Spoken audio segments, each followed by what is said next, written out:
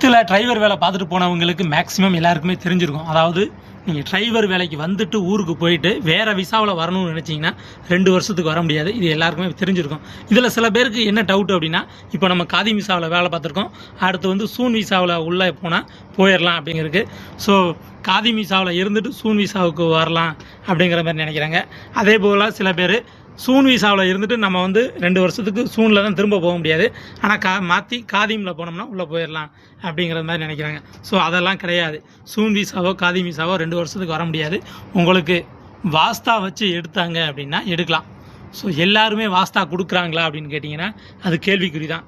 குவைத்திக்கு வேணும் உங்களுக்கு அவங்களுக்கு வேணும் அப்படின்னா உங்களுடைய காப்பியை பார்த்ததும் பிடிச்சிருச்சு, ஓகே அந்த ஆள் எனக்கு கண்டிப்பாக வேணும் அப்படின்னு சொல்லி நினச்சாங்கன்னா மட்டும்தான் வாஸ்தா வச்சு எடுப்பாங்க. இல்லை அப்படின்னா வாஸ்தா வந்து செல்லுபடி ஆகாது. இப்போ வாஸ்தாங்கிறது குவைத்தில் வந்து பெரிய அளவில் மூவிங் கிடையாது, கொஞ்சம் ப்ராப்ளம்ஸ்லாம் இருக்குது.